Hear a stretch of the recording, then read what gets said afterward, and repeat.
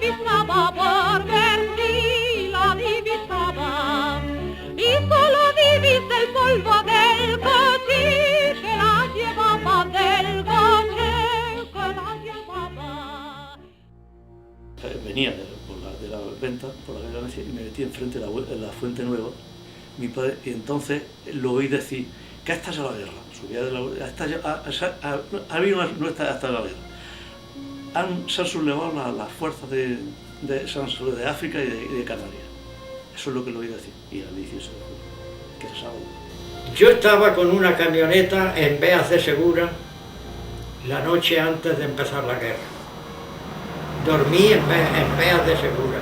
Y cuando me levanté por la mañana de la posada aquella donde yo dormí, pues empecé a oír decir, primero sentí tiro. Y pregunté que qué pasaba. Dice, eso queremos saber todo, que qué es lo que pasa. Porque aquí hay un desconcierto que no hay que lo entienda. Y a cada pueblo que yo llegaba, todos me preguntaban lo mismo. ¿Qué es lo que pasa? ¿Qué es lo que pasa? Yo no sé lo que pasa, yo no sé nada. Cuando llegué a Úbeda, la tita me estaba esperando. Muy nerviosa, muy eso. Bueno, pero ¿qué es lo que pasa? Que los militares han sublevado en África. Y ya empezamos a tener noticias de algo que iba pasando, que pasó después de todas esas cosas, ¿no? Pues tenía yo 9 años, me acuerdo perfectamente. Sí, me acuerdo de la gente con los garrotes y todo eso corriendo por las calles, un movimiento de lo que estaba ocurriendo. Yo estaba en mi casa, yo vivía en la Fuente San Nicolás, en la calle Covatillas número 5. Ahí hemos nacido todos mis hermanos, todos. Y me acuerdo yo porque el Frente Popular estaba allí en una casa que eran de una familia de los Cardosas, aquí de Úbeda. Y me acuerdo yo de cuando allí estaba la Guardia Civil montada a caballo y todo eso. El día que estalló la guerra, murió mi abuela. Eso.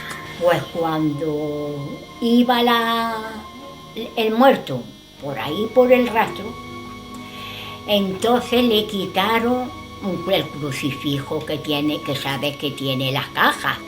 Bajó en el caballo y como, claro, con el caballo, aunque el balcón no estaba muy alto, pero no era lo bastante para subir.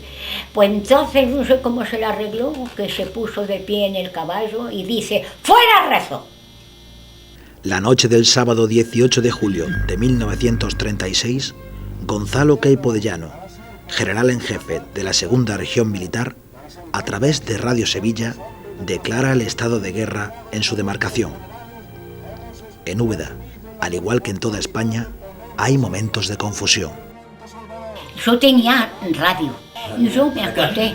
Se quedó mi marido y mi padre así, oyendo a Queipo de Llano. A Queipo de Llano. Y es cuando se nos ocurrió a mi hermano a mí poner la radio. Ella la va a poner, la teníamos, era verano, la teníamos al lado de la esa, la pusimos y la gente oía. Y muchos te conocíamos, es verdad, bueno, y este es el que manda, ¿qué hacemos? Sí, no, y hasta hubo un momento de confusión. El teniente coronel de la Guardia Civil, Pablo Iglesias, con objeto de evitar un derramamiento de sangre, ordena el reagrupamiento en las cabeceras de comarca de todos los guardias civiles dispersos en puestos de la provincia de Jaén. Entre otras ciudades, los guardias vienen a Úbeda, acompañados de sus familias. El golpe de Estado había fracasado en la provincia debido a la indecisión mostrada por los jefes de la Guardia Civil y a la rápida organización y reacción de las organizaciones vinculadas al Frente Popular. Para evitar el triunfo del golpe militar, se produce la detención de derechistas locales, miembros de la CEDA y propietarios agrícolas. La cárcel del partido se llena de presos, muchos de ellos de la localidad de Larva. 3 o 4 días antes del asalto de la cárcel de Úbeda, enfrente de la cárcel había unos árboles muy gordos y yo estaba a la sombra, allí en los árboles aquellos, al cuidado de los mulos, pero Yo me acuerdo que estaban los presos en pijama y cosas de esas, los señoritos, ¿no? Pero a los 3 o 4 días fue el asalto de la cárcel. El golpe de Estado triunfa en las ciudades de Sevilla, Cádiz, Córdoba y Granada, no así en Madrid y en la mayor parte del territorio nacional. En Úbeda, al igual que en el resto del territorio leal a la República, surgen comités que detentarán el poder aplicando la justicia a su libre albedrío. Comienzan a requisarse vehículos, armas y viviendas. Esa misma gente, bueno, pues apareció en mi casa y con la escopeta mi padre le puso uno la escopeta, eso me acuerdo perfectamente. Venga, denos usted todas las armas, las ametralladoras, todo lo que tenga usted. Me dieron un susto, porque se paró un coche y se bajaron 4 milicianos con sus escopetas y con sus cosas. Llegaron a la puerta, pum, pum. Y yo digo, pues como no lo echen abajo, yo no abro. Y no abrí. Pero al rato le oigo decir a uno, dice, no canséis más, dice, si este no abre. Dice, además el camión no lo tiene aquí, lo tiene en la fábrica Castro. Yo respiré, porque dije, por mí no vienen, lo que vienen es por el camión. Fue durísimo en Úbeda. Gracias a Dios que a nosotros no nos tocaron, porque yo conservaba varias cosas de la cofradía de las Angustias, mejor dicho, mi padre. Y llegaron por ella. Pero mi padre se tiró a que lo mataran, porque tiene una escopeta de 2 cañones y se plantó en el descanso de la escalera y dijo, cualquiera que suba, que aquí estoy yo. Claro, se fueron, menos mal. Y entonces tuve que coger la escopeta y llevarla al cuartel de la Guardia Civil y decírselo al capitán, mire usted, mi capitán, ¿qué ha pasado esto? Pero hombre, ¿cómo se atrevió tu padre? Fíjame, deja la escopeta aquí y luego después ya hablaremos. Tenemos nosotros una escopeta. Siempre hemos tenido nosotros una escopeta, su licencito. Pues porque estábamos siempre aquí, que había ladrones, los ladrones siempre nos comían. Había hambre por todos lados siempre. Y mis padres pues tenían una escopetilla. Comíamos por esa. Grandes y medianos propietarios y algunos industriales huyen ante el miedo a ser detenidos.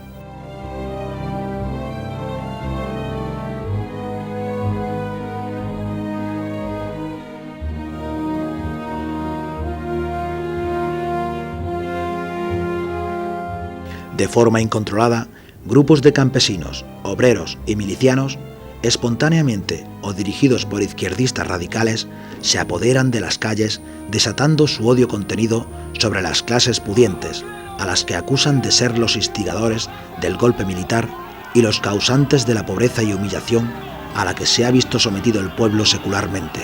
Bueno, los milicianos se vieron en aquella época milicianos y milicianas, vestidas con unos monos azules y los gorros de pico, claro que me acuerdo. ¿Y ella si hubiera podido andar? No, a lo mejor me hubiera vestido igual. Vaya, y el alto del camión la primera. Junto a los ricos labradores y a los industriales, los juristas fueron acusados de defender el orden social establecido y de legitimar los abusos de los privilegiados. Jueces, abogados y secretarios municipales fueron víctimas de la represión en la retaguardia republicana.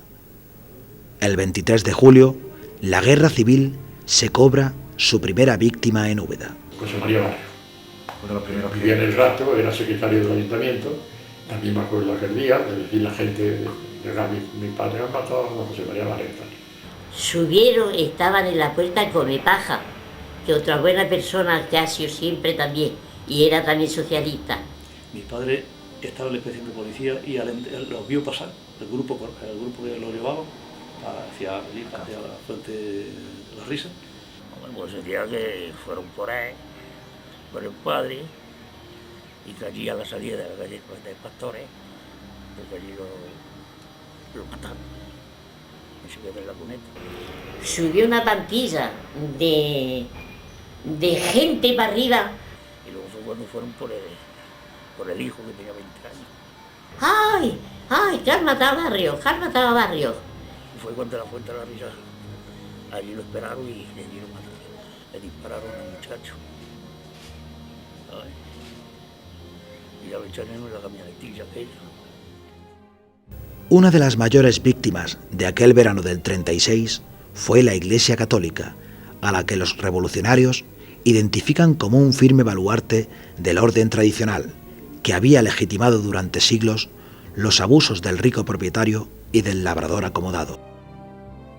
A pesar de los intentos de algún concejal, en agosto se produce el asalto al convento de San Juan de la Cruz.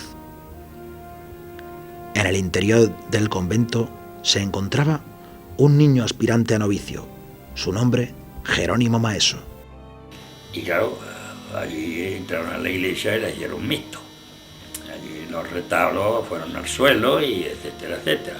Ya entraron por dentro, allí, ¿sabes?, se liaron a palo con todo Dios y se cargaron al prior, que se llamaba el padre Claudio. El apellido no me acuerdo, pero se llamaba Claudio. Y a otro lo dejaron maltrecho, que se llamaba Santiago. Allí los novicios que había le quitaron los hábitos, los dejaron en ropa de interior. Aquello fue de un pánico, ¿sabes? Que allí, ¿sabes qué te voy a decir?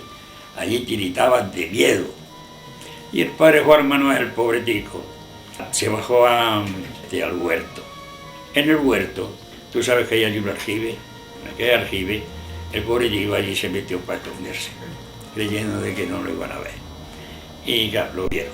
Y al dar con él, le hicieron padecer todo lo que... Eso yo no lo vi, porque yo ya estaba en la calle.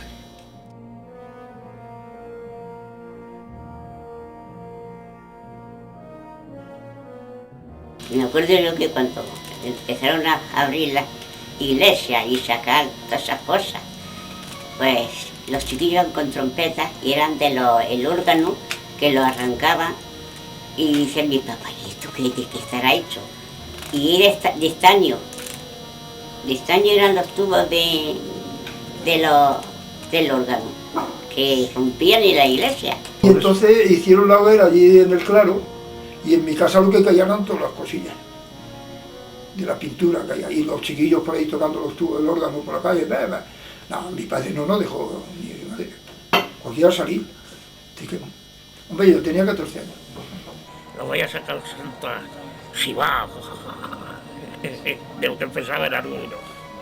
Tuviera los santos que empezaban a cuenta. Y ardían tu cara, un ardía. Pues nunca la campana de Santa María la Grande, que ya esa no la han llegado a poner tan grande. Esa hizo un hoyo en la parcela que para qué cuando la echaron abajo. Hombre, porque cuenta creo que se la llevan para fundirla para barras. Cuando quemaron los santos de San Lorenzo, como vivíamos, teníamos una ventana, pues mira, mi madre llorando que fenecía y salía el Señor del Consuelo, así, y ala, lo echaron en él. Bueno, aquello fue aquel día, que esa mañana, que fue por la mañana, un susto. El odio y la ignorancia destruyen gran parte del tesoro artístico de la ciudad, custodiado en iglesias y conventos. Una parte importante de los fondos de los archivos parroquiales fue trasladada junto al ayuntamiento para hacer con los legajos una fogata. Afortunadamente, alguien evitó su destrucción gracias a que ordenó su traslado al ático del consistorio. Por la tarde, los milicianos entran en el convento saqueando parte de las dependencias. Al día siguiente, un batallón de 700 soldados se hospeda en el antiguo monasterio y en el cuartel de Santa Clara. Esos soldados pertenecen a la columna del general Miaja, que se dirige desde Madrid reclutando jóvenes para reducir a los sublevados de la provincia de Córdoba. Aquel desfile fue visto por muchos subetenses el día 27 de julio, entre ellos muchos niños. Aquel convoy de militares pasaron por Úbeda, por la Torre Nueva, y a mí me llevaron a que viera yo aquello. En la esquina de esos primos, mi madre y mi padre, así, viendo pasar todo lo que era una columna que voló, la columna de general Miaja. Iban en coches grises de aluminio, descapotables, largos. Y la Guardia Civil llevaba. Lo pasaron esos tanques, todo lo que dice, eso pasaron. Eso me acuerdo de paquete. Bien lo vi yo el viaje por el rato. La cara del general Miaja es que parece que le estoy viendo de ella. Era cincuentón, casi sesentón, pero blanco grisáceo más bien, su gorra no muy alto, reciente, de pie en el coche, saludando a la gente. 50 guardias civiles se incorporan a la columna. La mayoría, sin embargo, desertarán a las filas nacionales.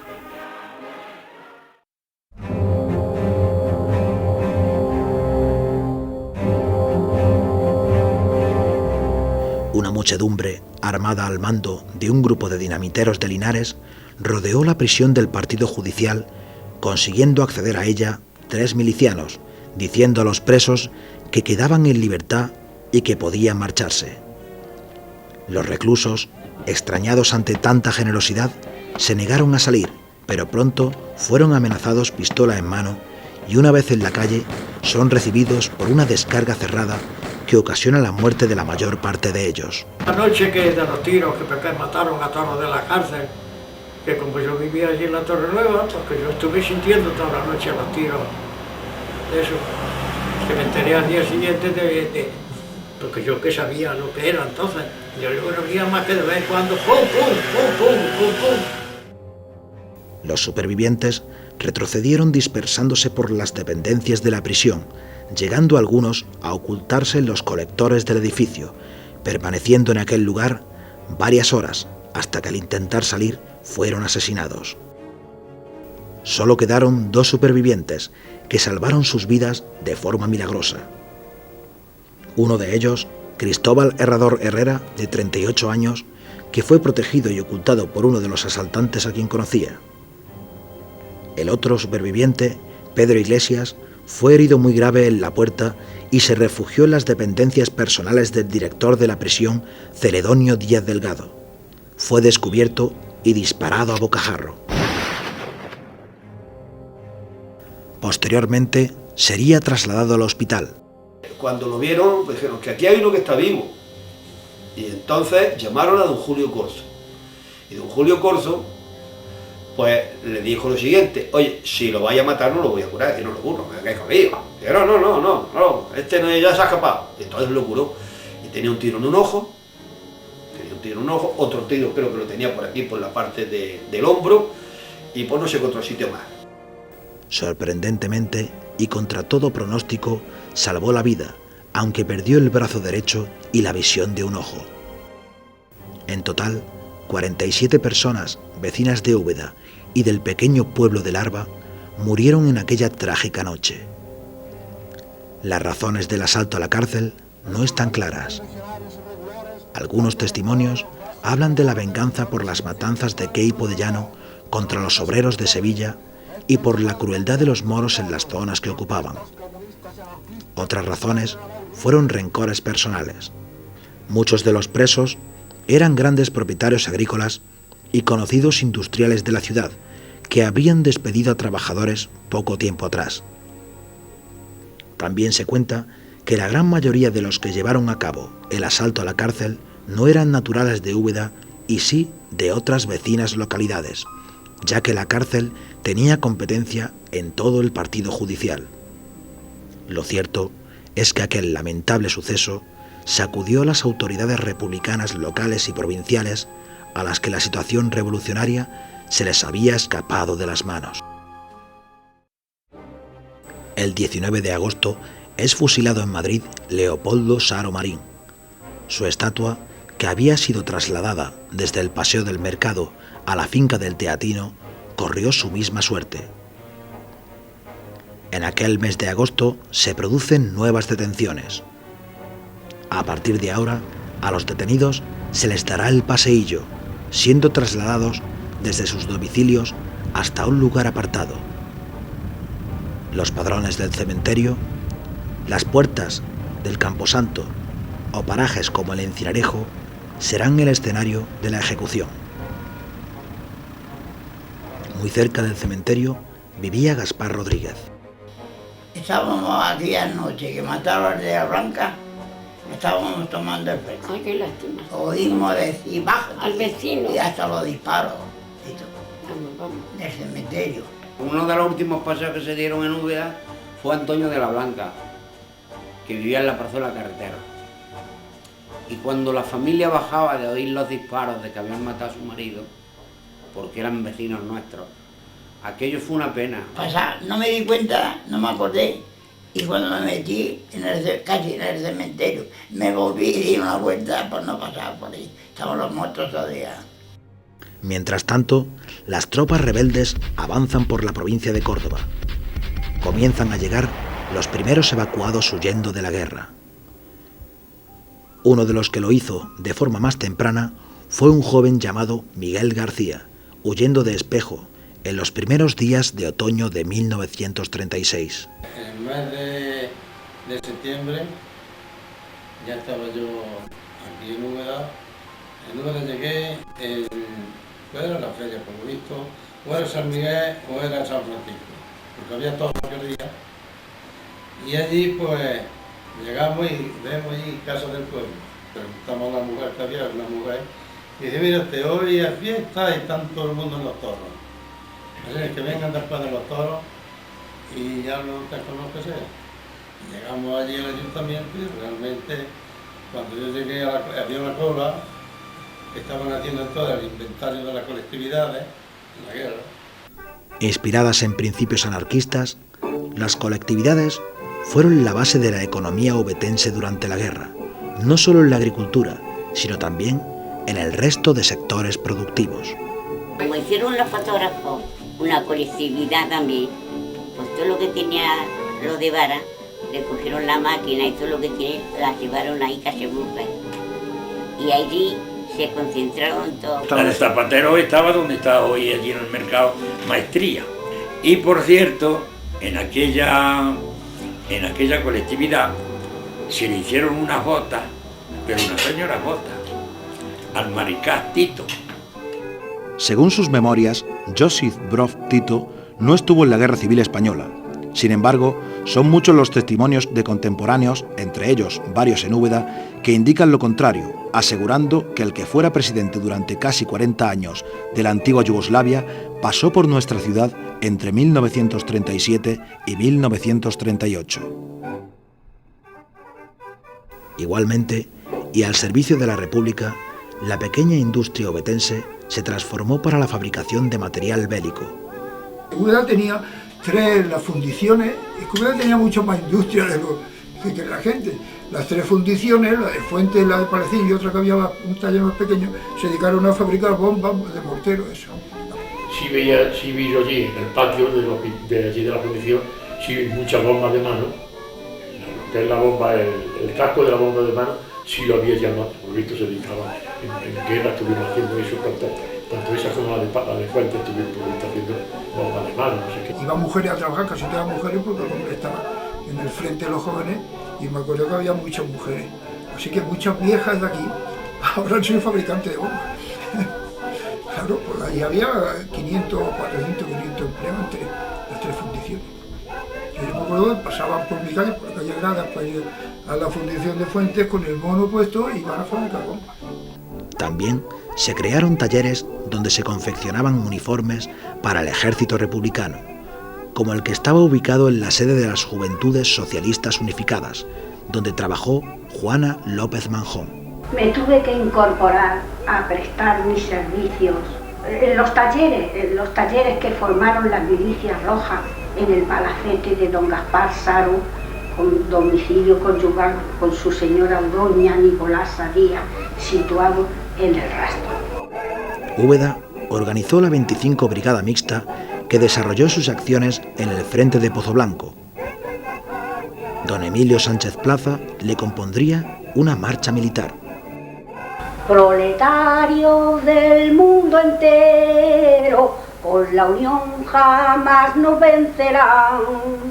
La misión que todos tenemos es luchar por nuestra libertad. Por la libertad, todos a luchar, con el justo lema de la igualdad.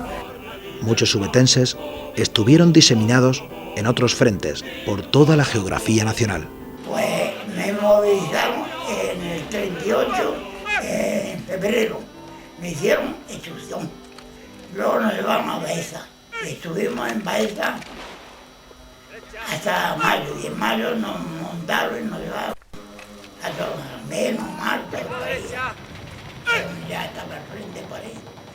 Sí, por cierto, me dio un casco de metralla en la bota que tenía rusa que me fastidió bastante, ¿de acuerdo? De eso me acuerdo estupendamente bien. En la guerra estuve primero 3 meses en Linares y a los 3 meses nos mataron al ejército de Levante. Bueno, yo pertenecía al 22 Cuerpo de Ejército de Maniobra, pertenecía al batallón de sanidad. Estuve en el Ebro, estuve en la defensa de Morella, estuve en Alfambra, bueno, pues contaba un montón. Estuvimos aquí en la última ofensiva que se dio por Extremadura, que llegamos hasta Barsequillo. Las víctimas de la retaguardia republicana en Úbeda ascienden al final de año a la cifra de 90 personas ejecutadas sobre todo a lo largo del verano. Para evitar esos abusos, el 30 de diciembre se crean los consejos provinciales, que ejercerán a partir de ahora la administración de la provincia, acabándose así con la descoordinación provocada por las milicias populares en cada localidad. Entre los consejeros está José Salido Pérez, concejal socialista de Úbeda.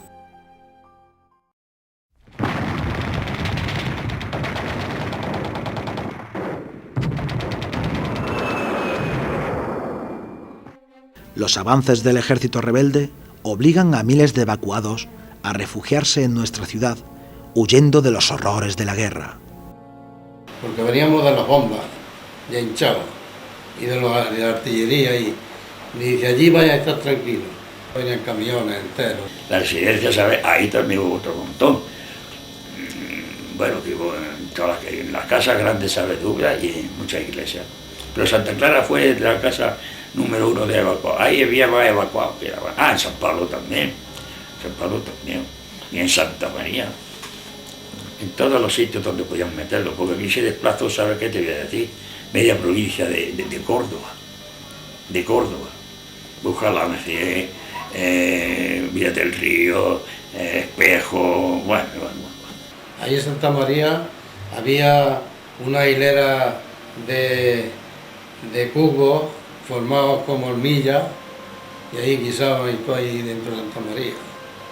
Era evacuado, nada más que en vez de nosotros, al tener la suerte mi abuelo de que un comisario político era de Lopera, pues en vez de meternos en Santa Clara, que metieron evacuados, en Ordóñez, en el otro, pues a nosotros, este hombre, pues tuvo la gentileza, aunque era del bando republicano, de decirle, no, yo lo voy a acoplar en casa de un sacerdote. Úbeda tenía una población enorme, en mi casa había 3 familias de evacuados, uno de Pozo Blanco, otro de Ronda. Mi padre tuvo, pues, 2 que eran del pueblo de Espejo.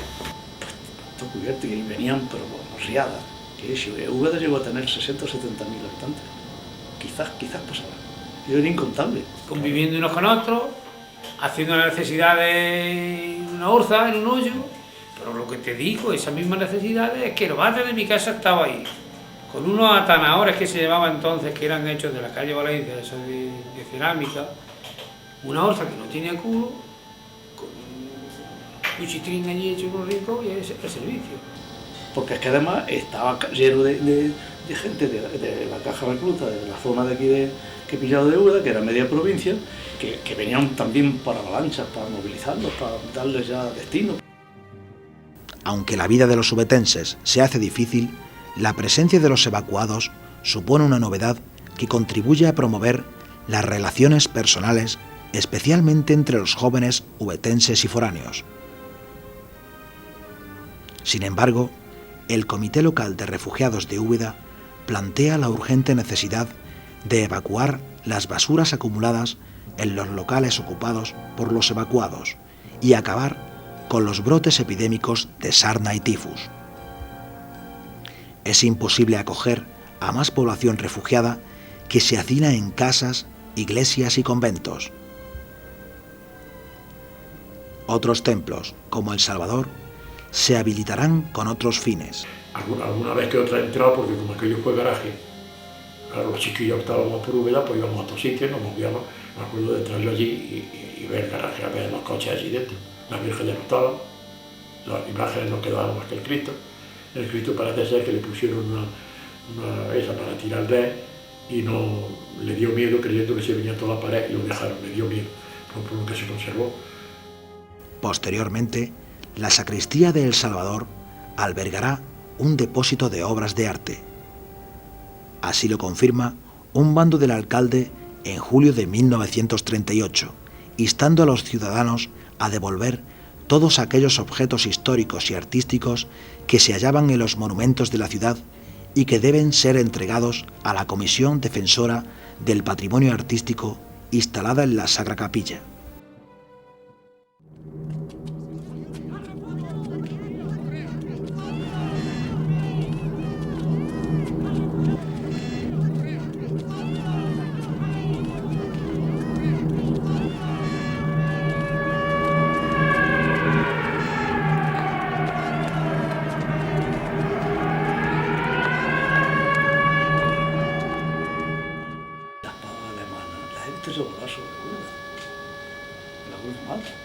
Y la sirena. Y perder un alpargate, no era ni zapato, en el claro de San Isidoro, que abrieron hoy porque la iglesia le hizo una hueca. Aquí los aviones, yo me acuerdo de eso, que eran unos cazas, iban casi pegados a los tejados, ¿no? Y la sirena tocando, y la gente corriendo, en fin, lo que pasa en la guerra, ¿no? La gente huyendo de la quema. La sirena empezó para que la gente se bajara, se metiera en los sótanos, por si... Aquí hay un refugio. A los refugios. Ante la amenaza que supone la aviación enemiga, las autoridades municipales crean la Comisión de Defensa Pasiva contra Aeronaves, encargada de construir o habilitar refugios antiaéreos. Pasaban los aviones y donde te pillaban los aviones, pues de saber, pues, meterte en los refugios. Que aquí había, en San Isidoro había un montón, en San Isidoro había uno, en la plaza había otro. En la misma plaza de la carretera se hace un refugio y veo yo desde que se empieza hasta que se termina. Un tal Antonio Debla trabajaba allí de maestro y otros maestros de obras muy buenas. Se hizo un refugio. Precisamente había una boca del refugio en la calle Llana de San Nicolás, en la entrada, y otra en la misma plaza de la carretera. Cuando vinieron a bombardear ya nos metíamos los chiquillos y todo eso corriendo en el refugio. Y existe el refugio, que está tapada la boca, pero existe, porque tiene unas columnas de piedra tremendas, tremendas. Que vienen a bombardear, venga todo el mundo a meterse corriendo. Y me acuerdo que en una de las veces dio una mujer a luz, no me acuerdo de dónde era, dio a luz en el refugio. Sí. El refugio tiene sus calles, unos machones. Bueno, eso está muy bien construido, muy bien construido. Claro, a la hondura que estaban hechos, a la profundidad, ¿no? Pues las bombas que tiraban en aquella época no estaba eso más que comprobado que ahí no llegaban. Todo fue tan rápido, eso me iba a crear mucho. El barro no solo llevaba de allí, la tierra que habían sacado para hacer la escalinata, para meterse, pues, y allí corriendo, claro, el miedo, no sabía si iba a echar bomba o no. Y aquello mismo de Saro también fue un refugio, y con todo el tigre que había arriba, y sacos puestos, había la entrada así lateral. Pues yo sé que he ido a Argavino, donde estaba Argavino, corriendo desde la calle que vivíamos nosotros, de la calle de la cárcel, por la calle de la Montier, a Argavino. Ese es el único que yo me acuerdo. Pues era un refugio. Ese sí, salí cuando sonaba, que aquí no tiraron una bomba, pero sonaba la sirena y salíamos todos corriendo a meternos en el refugio. Entonces cuando hicieron el refugio de mi casa, el famoso refugio, que si el que se metía ahí caía una bomba estaba listo, porque a veces se le cae la cabeza encima. ¿Y por qué? Quitaron las tinajas y pusieron 20 en la puerta al refugio antes de los 26 plazas. Se abría, entonces cuando sonaba la sirena famosa de eso, tenías que abrir la casa de par en par, y cuando estaba la entrada en la escalería se venía. Claro, no entraba nadie. La gente se quedaba en la puerta a ver si venían, se quedaba mirando, pues si no vienen. Y no hubiera no bombardear. No hay misterio de eso. Un foro tan importante. Bueno. Sí, venía la avioneta y todo, tocaba la sirena y se agarraba a la puerta, pero luego se iba. Las pavas que con la Cruz Armada, esas las he visto. Sí. Y que venían también aquí a asustarnos, bombardearon, sí. El bombardeo de la estación de Baeza se oyó aquí, retemblaba y de gente. El objetivo de la aviación franquista no fue Úbeda, sino un destino militar más estratégico, la estación de ferrocarril de Linares Baeza, que sería bombardeada casi a diario. Un mes antes, el 1 de abril de 1937, las bombas de la Legión Cóndor del ejército nazi al servicio de Franco causaron 158 muertos en la ciudad de Jaén, la mayoría mujeres y niños. Entre ellos, 2 ubetenses, Andrés Sáez Hervás y el niño Fernando Dueñas Tejada. Las autoridades del Frente Popular, en venganza, ejecutaron al mismo número de presos que de víctimas del bombardeo. Casualmente, también se encontraban entre los asesinados 2 ubetenses, José Orozco Esteban y José Muñoz Redondo, represaliados en el cementerio de Mancha Real. En el mes de junio de 1937 se constituye en Baza la Federación Regional de Campesinos de Andalucía. Patón, el delegado de Úbeda, propone que se trasladen las oficinas centrales de dicha institución a la ciudad de Los Cerros. Así ocurre, y poco después se ubicará en nuestra ciudad. Su función será la de inspeccionar las colectividades formadas de forma atropellada en el fragor de la guerra y que había provocado que la recolección de la pasada cosecha de cereal se efectuara de forma deficiente y desordenada. La inmensa mayoría de aquellas colectividades de la comarca, un total de 600, estaban controladas por la CNT, siendo muy reducido el número de las auspiciadas por la UGT. Aquel invierno, sin embargo, dejaría una excelente cosecha de aceituna. En Úbeda se llegaron a almacenar 300.000 arrobas de aceite. Úbeda había quedado configurada como un importante centro de decisión política, sindical y militar. Así, los días 1, 2 y 3 de enero de 1938 se celebra la conferencia del Partido Comunista, donde queda elegido el nuevo comité provincial. Especial relevancia tuvieron también las organizaciones femeninas en la ciudad, canalizadas a través de la Unión de Muchachas y Mujeres Antifascistas de Úbeda. Igualmente, el resto de organizaciones tendrá destacada representación. Los comunistas estaban en la corredera, ahí los anarquistas, en el Palacio de los Orozco de la Plaza de San Pedro también había anarquistas allí. Entonces en los frailes estuvo la Felipe. En la casa de San Pablo, de San Pedro, en los Orozco, estuvo la FAI. De vez en cuando que salían los soldados que estaban puestos en el banco ese de la corredera. ¿Cómo se llamaba eso antes? El casino. Ese era el casino de antes y ahí pondrían algún batallón o algo así, que de vez en cuando salían los militares haciendo destrucciones y eso. Y eso es lo que yo veía. La motorizada de aquí estaba en la casa de Natalio Rivas.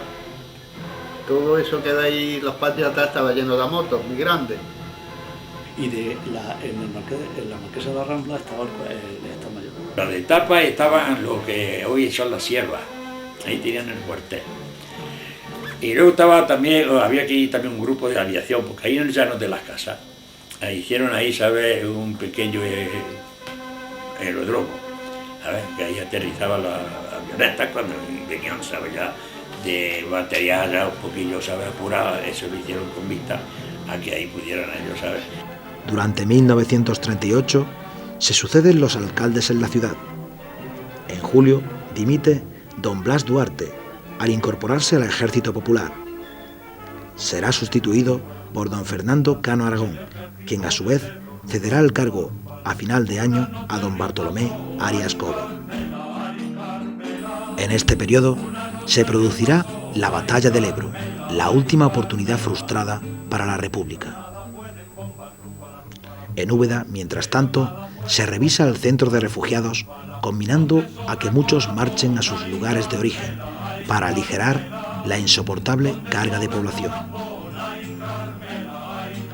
El semanario local Vida Nueva se hacía eco de las prácticas especulativas de alimentos de primera necesidad y de la proliferación de acaparadores debido a la carencia de productos básicos. Nacía el extraperlo.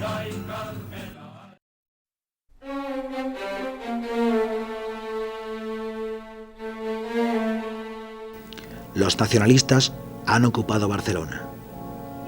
Entre los militares detenidos en la ofensiva de Cataluña se encuentra el ubetense Baltasar Berlanga, teniente del ejército republicano. Pues había estado un año mi mujer conmigo en la guerra. Después yo había estado en los frentes, en distintos frentes. Luego me pasé 6 meses en la Escuela Popular de Guerra en Barcelona, que de ahí salí con el grado de oficial. Y claro, todo aquel amasijo y todo aquel, hasta que caí prisionero. Caí prisionero en la famosa ofensiva catalana, que dio lugar a que ocupara el ejército llamado nacional. Dio lugar a conquistarla. Y claro, todo aquello fue para mí una cosa que no puedo definir de una manera concreta. Por el exceso de juventud por un lado y por lo improvisado, lo imprevisto de todo lo que estaba viviendo. Miles de españoles, huyendo de las tropas franquistas, cruzan la frontera francesa. Allí les esperan campos de concentración, como el de Vernet d'Aguirre, donde estuvo recluido Vicente García Sarrión, vecino de Úbeda. Tras la caída de Barcelona, el presidente del gobierno, Juan Negrín, ayudado por los comunistas, vuelve a Madrid para organizar la resistencia. Sin embargo, su autoridad es suplantada por una junta de defensa presidida por el coronel Casado, quien desea una paz honrosa. En Úbeda se celebra una importante reunión entre las fuerzas comarcales del Frente Popular. Tras esta, una sesión plenaria en el ayuntamiento declara la incompatibilidad con el Partido Comunista y la adhesión al Consejo de Defensa Nacional. Sin embargo, la derrota es inminente y las autoridades locales lo saben. El 19 de marzo de 1939 se celebra una reunión en las dependencias de la Pagaduría de la 71 División, que tenía su sede en la casa de doña Rosa Ispizua, en la plaza del doctor López Almagro. En ella se reúnen el general jefe del 9º Cuerpo del Ejército, Juan Menollo, el jefe de la división, Carlos Cuerda, el teniente coronel Tomás Monteagudo, el comisario Blas Duarte, así como otros jefes militares. Al término de esta reunión se da a conocer que el fin de la contienda está próximo. Algunos destacados republicanos se disponen a huir al exilio ante la inevitable llegada de las tropas de Franco. El 28 de marzo, las tropas nacionales entran en Madrid. En los días inmediatos caen Levante y Almería. El 1 de abril se ofrece el último parte de guerra. Sin embargo, la paz tardará aún en llegar.